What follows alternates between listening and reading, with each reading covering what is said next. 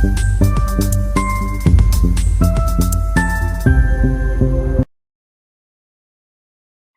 Chart को हम लोग समझ लेते हैं मार्केट किस हिसाब से बायर और सेलर को बिठाने की कोशिश किया है। देखो चार्ट में हम लोग को ना ही तो ज्यादा अपसाइड का मोमेंटम और ना ही तो डाउनसाइड का मोमेंटम देखने को मिला है। निफ्टी में हम लोग को सिर्फ और सिर्फ वॉलेटिलिटी ही देखने को मिला है।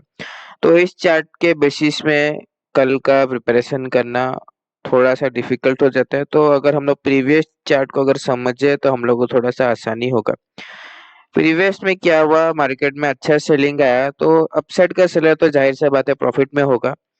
तो मार्केट मेरे हिसाब से उसको, अगर मार्केट को फर्दर डाउनसाइड, मार्केट के पर्सपेक्टिव से एक बार सोचो, अगर मार्केट को डाउनसाइड मोमेंटम और फर्दर कंटिन्यू करना है तो उसको निकालना ही पड़ेगा। तो मेरे हिसाब से मार्केट आज उसको निकालने की कोशिश किया है।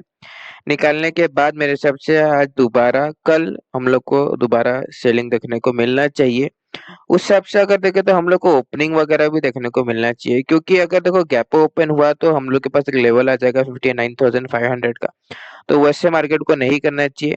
हम लोग को फ्लैट लगभग गैप डाउन अगर मिला तो ज्यादा आसानी होगा। गैप अप मिला तो क्या होगा, ये जो ब्रेकआउट है अपना हाई का उसके बाद 59,500 का पॉसिबल है।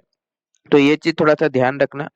गैप डाउन अगर जितना मार्केट मिलेगा अच्छा रहेगा, क्योंकि यहाँ पर जो भी बायर है मार्केट, क्योंकि जैसे ही अगर देखोगे 59,000 का ब्रेकआउट किया उसके बाद एक बार भी ब्रेकडाउन नहीं किया है, बल्कि कंटिन्यू धीरे धीरे करके बायर को बिठा बिठा के ही अपसाइड जा रहा है। तो गैप डाउन जब अगर मिलेगा, फ्लैट अगर मिलेगा, सेलिंग साइड हम लोग जा सकते हैं।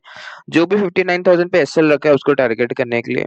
निफ्टी में अगर हम लोग देखें तो जो भी क्लोजिंग से सेलिंग करने की कोशिश किया है मार्केट, मेरे सबसे अच्छा अपसाइड मोमेंटम करके उसको निकाल दिया है।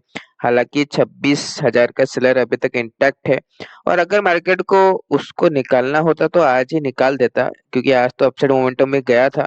पर मार्केट निकाला नहीं है तो ये अपने आप में नेगेटिविटी है। तो हम लोग उसी के साथ कंटिन्यूएशन में जाने की कोशिश करेंगे, सेलिंग साइड का ट्रेड फाइंड आउट करने की कोशिश करेंगे।